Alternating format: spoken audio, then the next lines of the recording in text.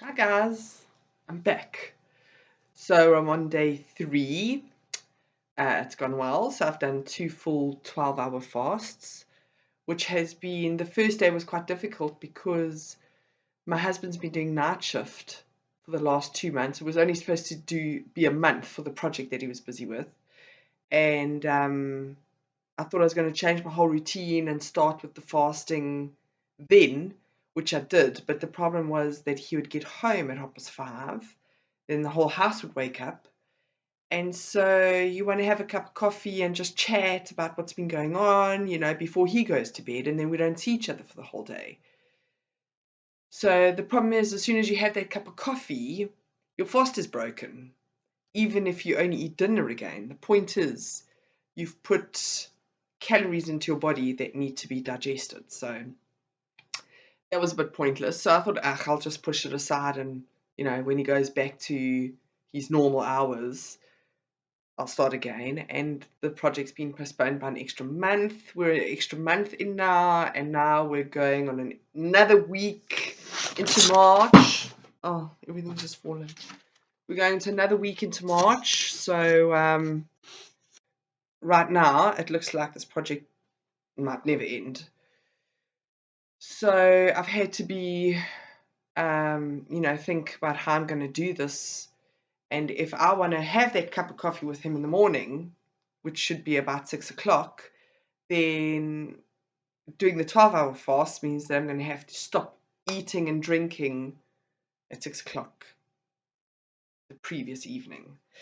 So that's just been a bit, it's just something to get your head around, because you really have to think about what you're doing all the time.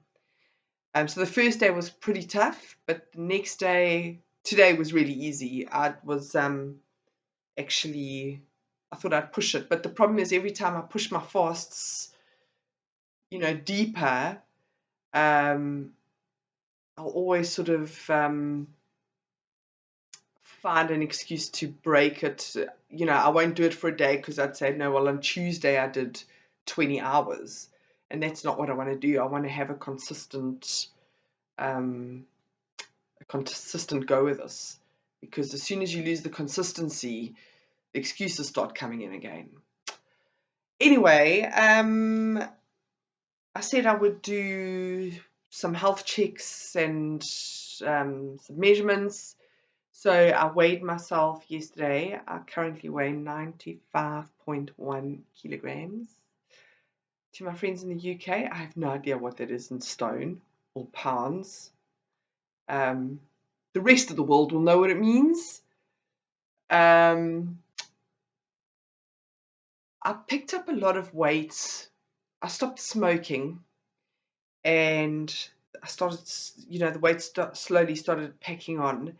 And then, moving to the UK, where everything is just sugar and there's so much confection everywhere, which is something that's, we're not used to. And I think having stopped smoking, my sweet tooth kicked in. And so that was the UK is not a good place to be when you just stop smoking. But anyway, it is what it is. And then I had my daughter, and when I was pregnant with her, I just blew up. The year before I fell pregnant with her, I became vegan. I still strongly stand by all vegans, but my food choices through my veganism weren't very healthy. And so I ate a lot more carbs, I ate a lot more sugars, because I thought, oh, well, I'm not killing a cow, so I may as well have a slab of chocolate, little pat on the back. Um, so, and you eat a lot more legumes, and I've discovered that legumes don't really agree with me. I just bloat. The inflammation in my body is intolerable, and I can feel it in my joints. I can feel it, when I'm moving, like everything is difficult. So I try not to eat any legumes anymore. And a lot of the vegan stuff is processed. So unless you're a really good vegan that eats fresh fruits and vegetables. All the other stuff has got soy, and soy is not meant to be in here. So as soon as I started eating meat again, I because after being vegan for a year, I was vegetarian for a year or two. And then I just had no energy. I was depleted. I wouldn't say I was depressed, but I was miserable. And I just I had no vuma, I had no chutzpah. It was like not happening. So I decided I need some lamb in my life. I had some lamb and I felt so much better.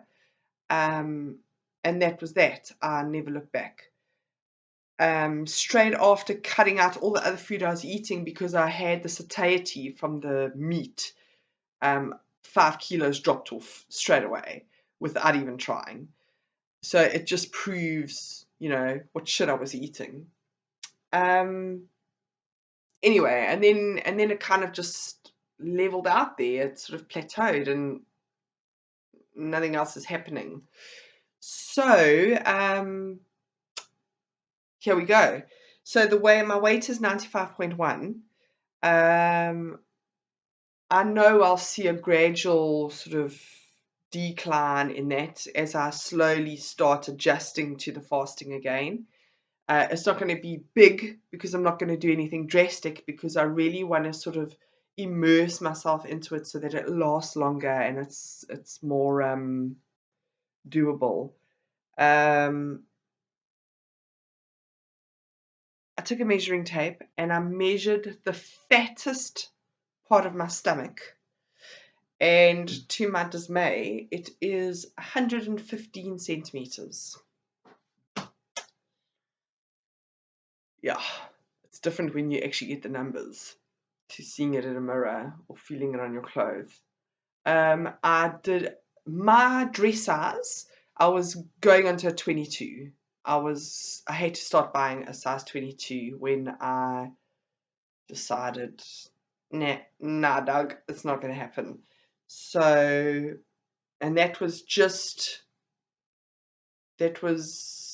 about a year ago. So I've since dropped to a size 18 in my shirts and a size 16 in my bottoms. But that's, at least it's a drop. It's not great, but at least it's a drop. So that's kind of getting there. Now, some other reasons I want to start fasting is because not only are you fat and uncomfortable and you have no energy, you have no flexibility, and I'm a really flexible. I can still do the splits, but for me to do the splits is so uncomfortable because I've got all this fat to bring around with me and move around with me. Like even just touching my toes, I can touch my toes, but my stomach's getting in the way, which is a really sad thing to say now that I'm saying it. I mean, I've always been a really flexible, sort of athletic kind of person. So this being fat, let's call it a journey, has been very interesting on many different levels. Noticing how I'm feeling, noticing how I react to various people and circumstances, and how people react to me. And I've realized how invisible you become when you're fat. It's been really interesting being on the other side of the spectrum, having the shoe on the other foot. So yeah, it's been quite an experiment. Not that I did it on purpose, but you take it for what it is. So not only that, but the inflammation in my body, I can feel it in my joints and I can feel it in my muscles. There's a lot of acid everywhere. I'm very acidic everywhere, and with all the toxins that are sitting in there, I have started getting skin tags. I've started getting blemishes on my skin, and a lot of the blemishes that come out are with excess hormones that are being released or the toxins. And fasting will sort that out. It's one of the first things that will get sorted out with the fasting, because your body starts eating and ridding itself of all things that don't belong there. And because your skin is one of the biggest organs, it will definitely start taking all of those things, like moles and freckles and all that kind of stuff disappears, and you land up with a completely smooth, clear complexion. Because freckles and moles are also toxins that are sitting on your skin. So yeah, I mean, not only are you fat, but now you've got all these skin tags and blemishes. I mean, the hits just keep on coming. Um, yeah, I know the skin tags and the skin issues. I can't remember if it's a 3 or a 7 day dry fast, and then those will all be clear. I mean, it's that simple. Um, what I'm using at the moment, I just want to show you so that you can also see how it works, is an app that will track your fasting, and it's called Fasting Tracker. It's for simple people. So you put in the time and the date of your fast, and it does a countdown. So if you say you're doing a 12-hour fast, it'll count down how many hours you've got or how many hours are remaining, how many hours you've done. And then it gives you a history.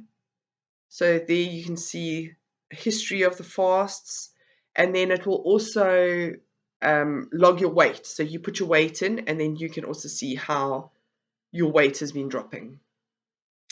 I found this very helpful. There are lots of different fasting trackers, but a lot of them start coming with diet plans, and they start coming with exercises, and you have to pay for them. Where this one is free, it's got everything I want for my purposes. The only downside is it has a lot of adverts. So, as you log in and you want to start your fast, then it will do something like it will advertise food, which is a really shit thing to do on a fasting app. But anyway, you take it for when you're fasting, you don't even want that food anyway. The other thing is you don't have to go on any diets, because as you fast and your appetite starts decreasing, your cravings for food start changing. So you don't crave the sugars, you don't crave the carbs, you don't, eventually you won't be craving the meat. And I find when I fast, the only thing I want is something really juicy and tangy and punchy, like a lemon, not like a lemon, like a grapefruit or an orange. And when you're really thick into the fasting, then you only start craving fruit, because that's what your body wants, because that's what your body is. I mean, we can go into the whole breatharian thing, but fruit is the easiest thing for your body to digest. It's got lots of water, it's got the right sugars, and it's got the right fiber. So I'm not worrying about diets or cutting food out, because I know that will all happen organically. And I know, I'm sorry, it must be confusing having some chick going, oh, I'm so fat, I need to, let me just turn this down. I need to fast, but I have all this information on fasting. But it's because I've been learning and studying and following people that fast, and I have done it. The longest fast I've done so far is a 3-day water fast. It was fucking difficult. I did it about a year ago. And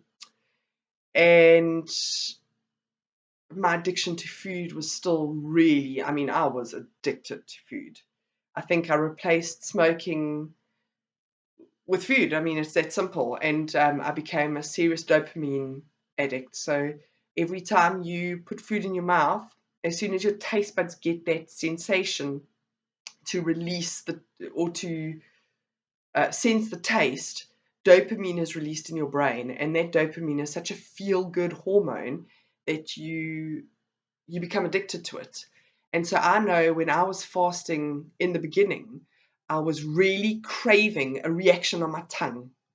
I was taking a lot of strain with not having any action on my tongue. I'm not a lesbian, but I didn't have any flavors and stimulation on my tongue, and that was a very interesting non-sensation to have.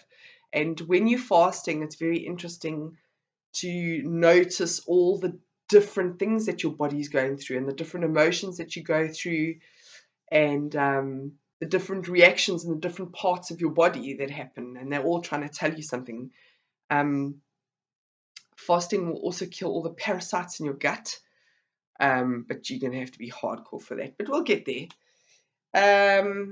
So yeah, what else did I want to tell you just in this one? And then while I'm water fasting for now, and I'm only water fasting on distilled water. I have my own water distiller, and I distill probably about 8 liters of water a day for the family. You know, if we need more, I'll do more. It just takes a while, and yeah, so that's what I'll fast on. Before I start the dry fasting and stuff, I'll have to. My diet would have been changed already to just fruit. Anyway, so that's for another story further down the line. I'm also going to start doing more enemas. Usually when I fast, I like to do an enema at the beginning of my fast, because then it just helps your body not have to worry about the toxins that are already in it. So you flush them out, and your body doesn't have to focus on that. It can focus on all the other stuff. It's just to help it out. Enemas are really easy. I'll go into it. And then I also do liver flashes. And liver flashes are just amazing. Like, it's a game changer. And yeah, when you start seeing what comes out of your liver and your gallbladder, it's quite concerning. But you help where you can. So I think this is like a whole process of not only making my body do all the work and do all the cleaning, I'm going to help it with the enemas and the liver flashes. These kidney flashes too, I haven't been brave enough to do one of those, but kidney flashes are just as important. So it's going to be interesting. I hope you guys are up for it and you don't get too squirmish, because we're going to be real. You see, I don't even wear makeup. I'm not going to wear makeup to present this to you, because it wouldn't be real, right? But if one day I happen to have makeup on because I went to go visit the King of England, well, Okay, guys, I'll update you again. So we're at a weight of 95.1 with a stomach of 115 centimeters. So I think I will weigh in every week, and we'll just keep tabs on that. And I'll give you an update on how I'm feeling and any other changes in my body. Another thing I've got is my nails keep splitting. My nails are very, very fragile and dry, but that's also from the acidity in my body. But that'll get sorted out too. So I'll catch up with you when things get a bit more exciting in a few days. And otherwise, fingers crossed, I want to do 7 days of 12-hour fastings, and then I'll move on to 16 hours, and then we'll do 16 hours every day with a 24-hour for a week, and then I'll see how that feels. I might need to do 1 or 2, maybe even 3 weeks of that, and then we'll move on to 2 24 hours or a 24 and a 36. I'll just see how I feel, because if you are going to plan on doing some fasting as well, I'd love to have some other people joining me for this kind of stuff, because it's really cool to have some camaraderie and some other guys who are doing it with you. If you are going to be doing it, there's so many different ways to do it, but the most important thing to do is to listen to your body. Notice what your body's feeling and listen to it. Don't override anything. It's really important, because this is a healing process for you and your body. It's a very beautiful integration of the two of you working together to sort shit out. Okay, I'll see you soon. Cheers.